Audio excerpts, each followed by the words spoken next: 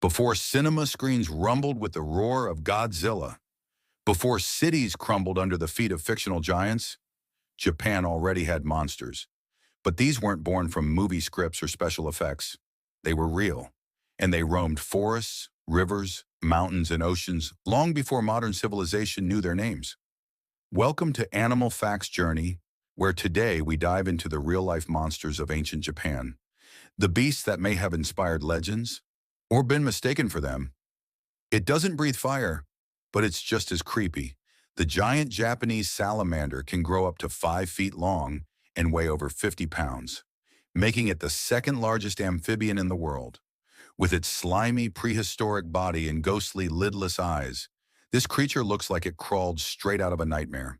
It hides in the cold, fast-moving rivers of central and southwestern Japan, rarely revealing itself to humans. But when it does, it barks. Yes, it actually makes low grunting or barking sounds when stressed or threatened, unsettling echoes in the forest silence. Its skin secretes a milky mucus with a strong odor, earning it the nickname fish-smelling monster in Japanese folklore.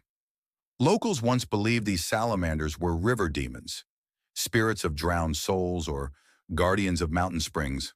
But in reality, they are living fossils, unchanged for millions of years, surviving in the shadows. The Japanese wolf, or Nihon Okami, was once the apex predator of Japan's forests. Smaller than its western relatives, this wolf stood just over a foot tall at the shoulder, but was still feared and respected by locals. Feudal legends tell of wolves that protected travelers, guiding them through forests and warning them of bandits or demons. But this creature walked a fine line between myth and reality. In 1905, the last officially recognized Japanese wolf was killed. Since then, there have been dozens of sightings, unconfirmed, mysterious, and haunting. Some believe it never truly died out, and that it still roams the mountains in secret. Even today, hikers leave offerings at wolf shrines, hoping for safe passage or protection. In the old days, it wasn't Godzilla they feared. It was the silent, unseen predator in the trees. Japan is an island nation, and where there's ocean, there are sea monsters.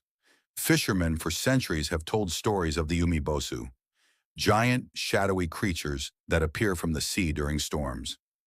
Described as dark, round-headed beings with enormous bodies, these monsters were said to capsize ships with a single strike. While the Umibōzu is considered a yokai, or supernatural entity, some believe these tales were inspired by sightings of giant squid, whales, or unknown deep-sea creatures surfacing during typhoons. The fear was real. Boats were destroyed, crews lost, and entire villages whispered of the angry spirits in the waves. Before there was Godzilla, there was the terror of the sea, and nobody knew what might rise next. In Japanese mythology, few monsters are more terrifying than Yamata no Orochi, an 8-headed, 8-tailed dragon said to stretch across 8 valleys in 8 hills. Legend says it demanded the sacrifice of young girls until it was slain by the storm god Susanoo.